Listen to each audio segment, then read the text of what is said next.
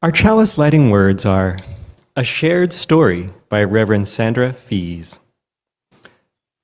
For the stories that long to be told, for the stories that long to be imagined and reimagined, for the stories that long to be envisioned and celebrated, we kindle this chalice.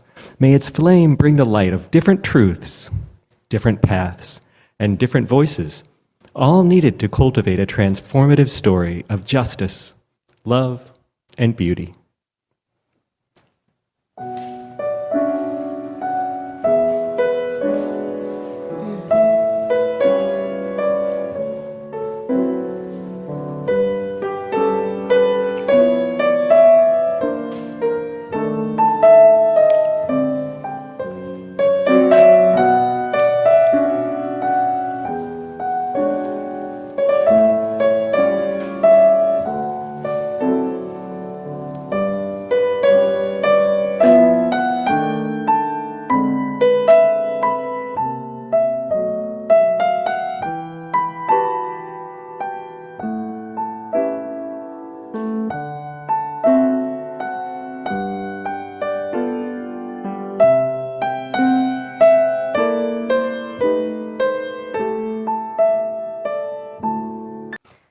So where do we come from?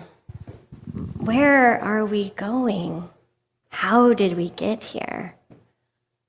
The dream of Northlake began in the early 1960s when three women from East Shore Unitarian Universalist Church in Bellevue, Lola Reynolds, Betty Jurica, and Ellen Hanley, longed for a liberal faith community that was closer to their home, one that would serve the North Shore of Lake Washington.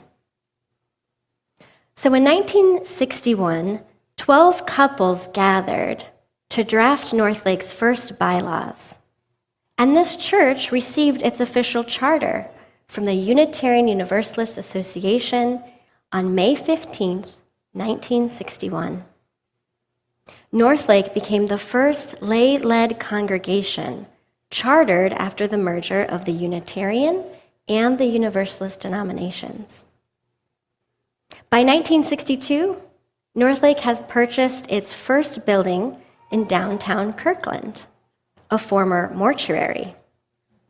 From the beginning, Northlake has always had this knack for finding a spirit of renewal, breathing new life into unexpected spaces, always with a sense of humor.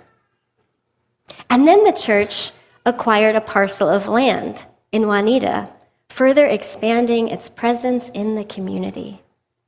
At the outset, Northlake's membership, imagine this, 27 adults and 43 children. Right away, it was a quickly trusted place for religious education and multi-generational community. In 1965, Northlake hired its first part-time minister and began supporting its deep passion for housing equity, partnering with the Eastside Housing Rehabilitation League by remodeling homes for families in need. I invite Inga Tyson to come forward and light a candle for this first decade, illuminating its wisdom still today.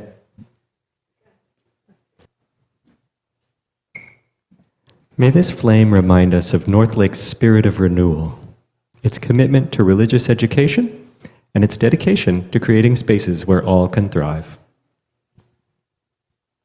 By 1971, Northlake's membership grew enough for the church to purchase a rental property, and its passion for education reform continued to take shape. Northlakers supported creating 2 child-centered schools, the community school and the North Star Middle School, to help youth develop its strong sense of inherent worth and dignity. While the congregation was deeply energized by investing in the futures of children, it did struggle to find consensus on social justice causes amidst the 70s, which was a time of rapid social change. The sexual revolution sparked painful family struggles as traditional views on relationships were questioned in the community and the church's religious education began to wane.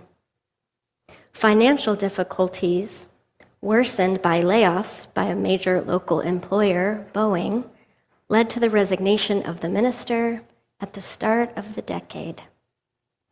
So during the 70s, Northlake was a lay-led, volunteer-run fellowship.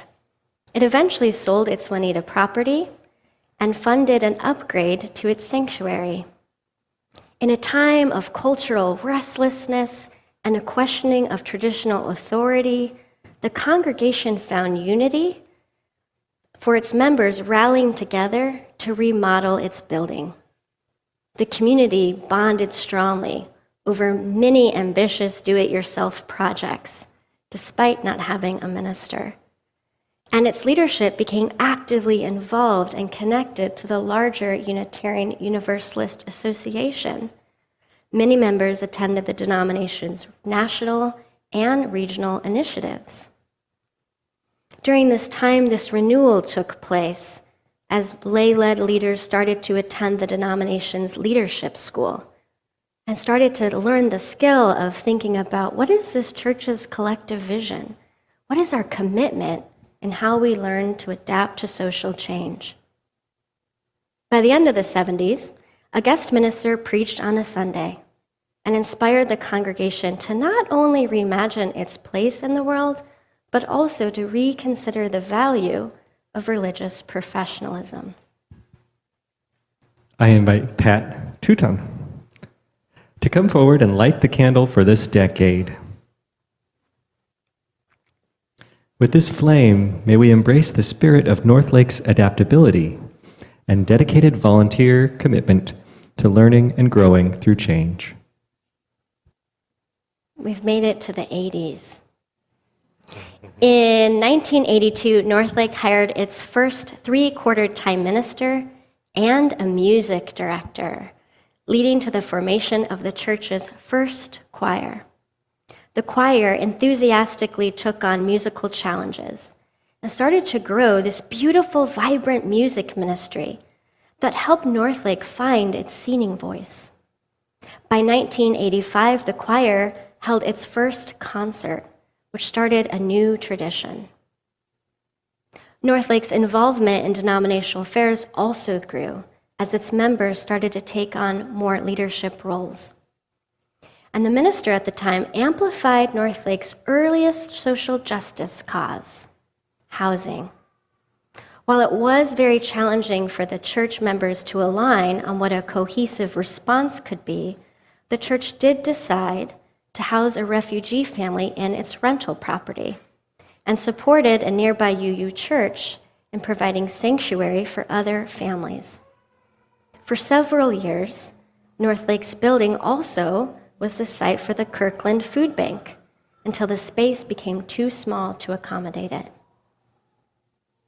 After a few years, the minister resigned, which left the congregation grappling with grief and a bit of an identity crisis.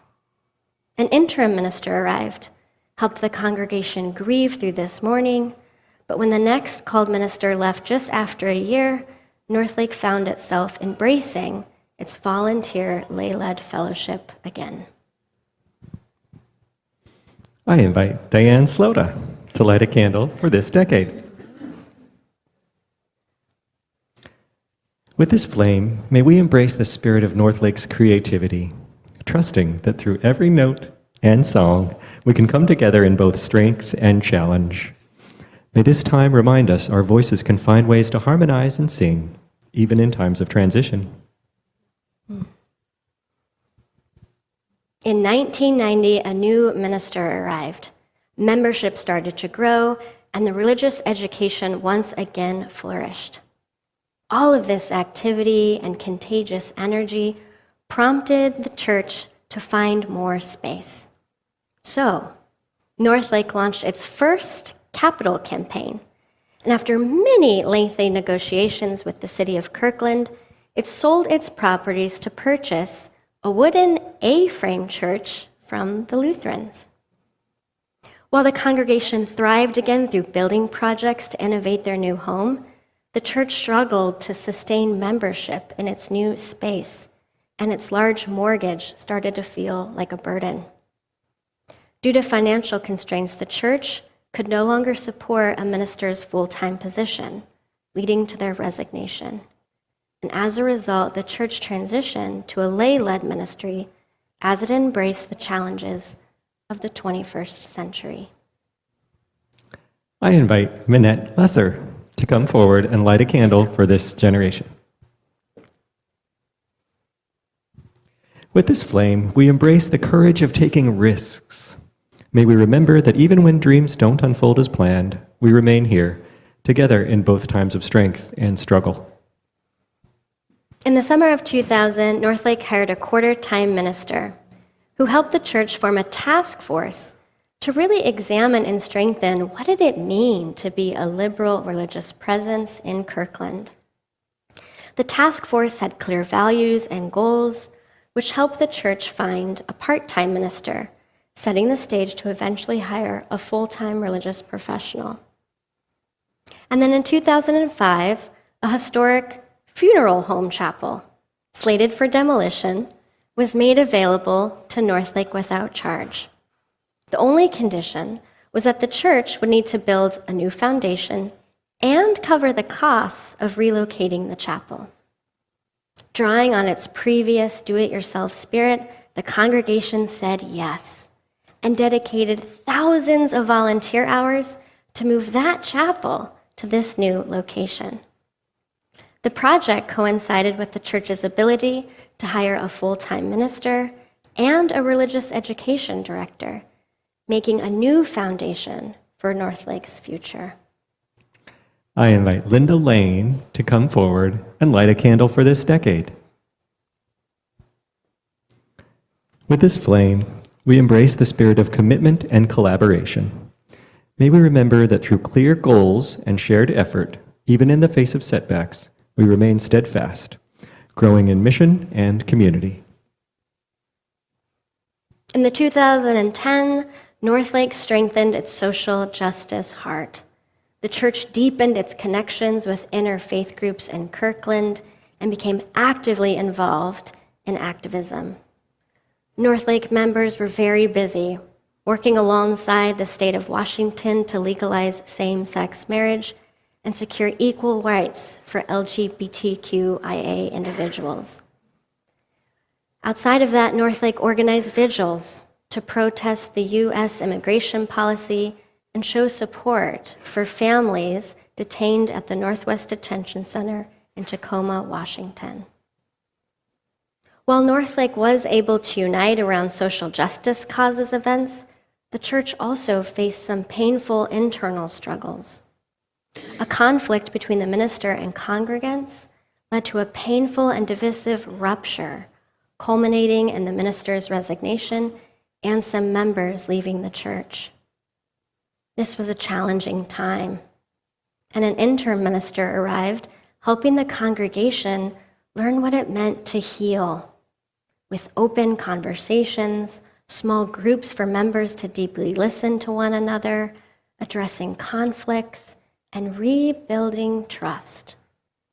Part of this healing also involved Northlake returning to its long-standing passion to support affordable housing. The church constructed a tiny house for an unhoused family and provided a safe overnight shelters for those facing housing insecurity in the sanctuary. By the end of the decade, Northlake had found a new minister who was able to nurture the church's commitment to social justice, helping it grow its activist heart for its causes. I invite Chris Knowlton to come forward and light a candle for this decade. May its flame remind us to continue to act in alignment with our deepest values. May its illumination guide us to heal from the conflicts we face and build houses of love and understanding. In early 2020, the first coronavirus death occurred just 5 miles from the church. While this was a very traumatic event, the strong relationships within Northlake kept the church steady. During the building's closure, Northlake made many improvements to its facilities, and when it finally resumed in-person activities, it continued to prioritize what it meant to be an inclusive and accessible community, continuing to offer multi-platform gatherings. The church also led vision circles to explore what is the future of this ministry? How do we deepen our commitment to racial justice? And out of that emerged Northlake joining a grassroots movement to honor the Duwamish tribe for their stewardship of the land. Northlake made in their budget a commitment to give real rent to the indigenous community. During this time, Northlake also focused on strengthening its governance, taking time to carefully discern what does it mean to have power? How do we share power as a faith community, one that is aligned with our values and will keep us healthy and strong? This work proved essential in Northlake learning what it meant to have shared responsibility.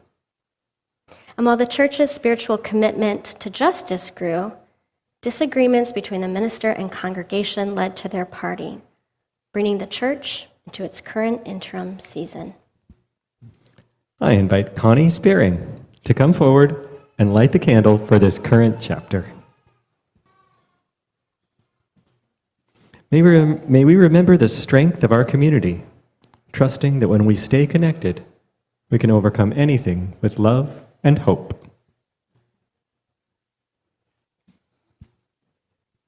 Through the decades, you can see how Northlake has continued to light the way. Part of this includes having so many devoted volunteers and that do-it-yourself spirit that has united this community in both celebration and challenge.